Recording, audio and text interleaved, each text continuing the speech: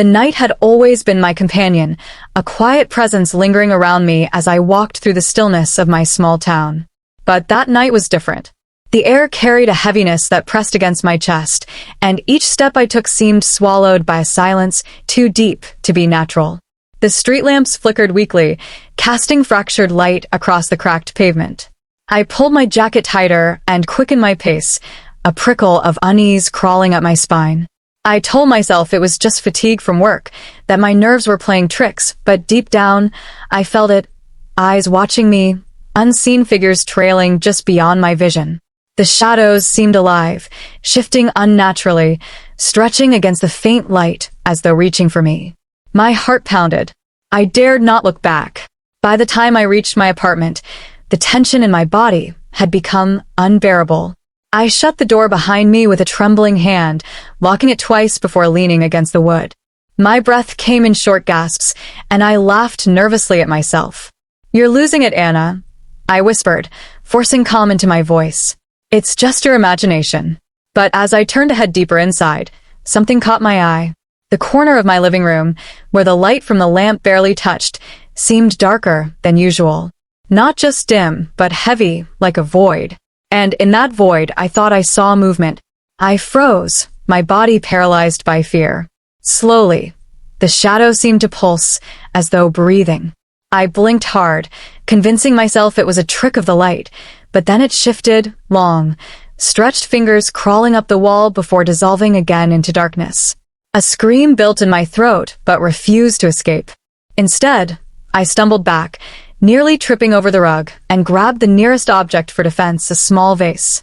But when I turned, the corner was empty, still and lifeless. Hours passed in restless silence. Sleep refused to come, and when I finally collapsed onto the couch, exhaustion overtook me. My dreams were a maze of shifting darkness, faceless figures reaching out, whispering my name. I awoke drenched in sweat, my heart racing, the whispers still echoing faintly in my ears. The following days grew worse. Wherever I went, the shadows followed. At work, the conference room seemed to darken when I entered. On the bus, I'd glimpse figures in the corner of my eye, only for them to vanish when I looked directly. At night, my apartment became unbearable. Shadows would crawl along the ceiling, slithering across the walls like living things. My lamps flickered constantly, and no matter how many I turned on, the darkness always crept closer. I confided in no one. Who would believe me? My colleagues already whispered about how tired I looked, how pale I had become. My best friend, Sarah, sent worried texts, but I couldn't explain. How could I tell her I was being hunted by something unreal? Something only I could see? One evening, Sarah insisted on visiting. I tried to refuse, but she showed up at my door anyway with takeout and her stubborn smile. "Anna, you're scaring me," she said as we sat on the couch. "You've lost weight. You barely answer your phone. What's going on?" I opened my mouth to lie, to brush it off, but then I saw it, the shadow creeping behind her, tall and grotesque, looming against the wall. My blood turned cold. "Sarah, behind you," I screamed, pointing. She turned, startled, but the wall was bare. Her brows furrowed. "There's nothing there," she said gently, touching my hand. "You need help.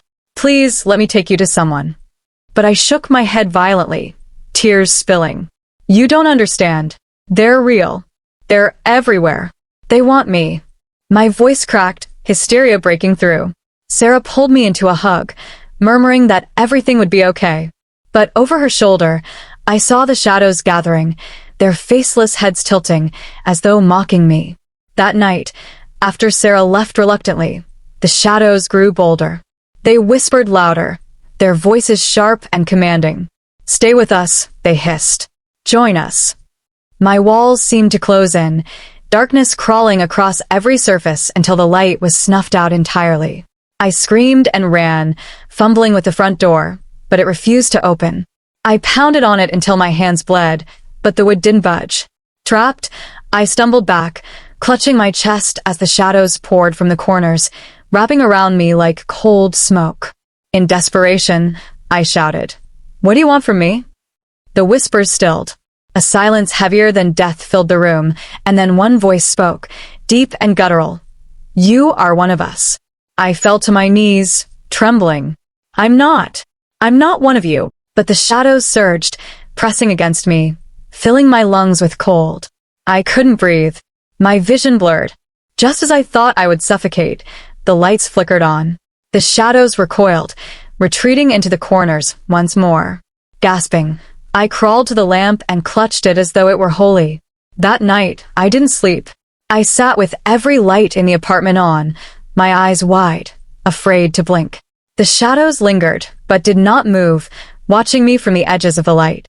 I knew then, I couldn't escape. Days blurred into nights. I stopped going to work. Food rotted in my kitchen.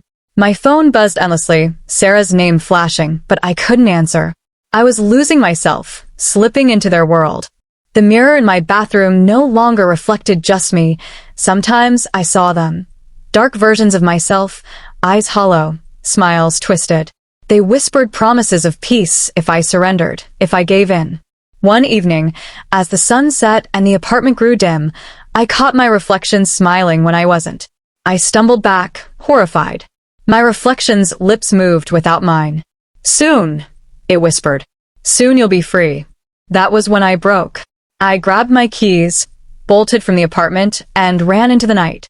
The streets were empty, eerily silent, but at least there were no walls, no corners.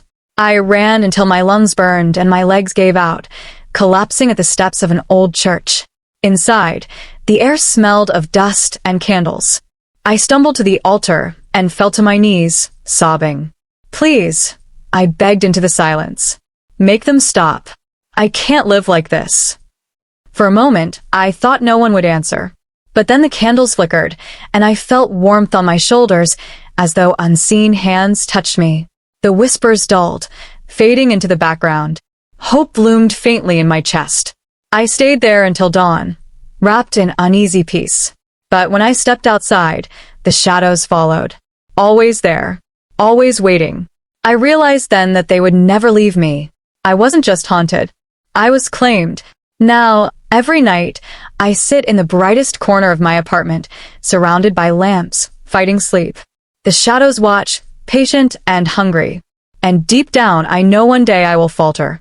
One day, the lights will go out, and I will be theirs forever. Because you can run from many things, but you cannot escape the shadows.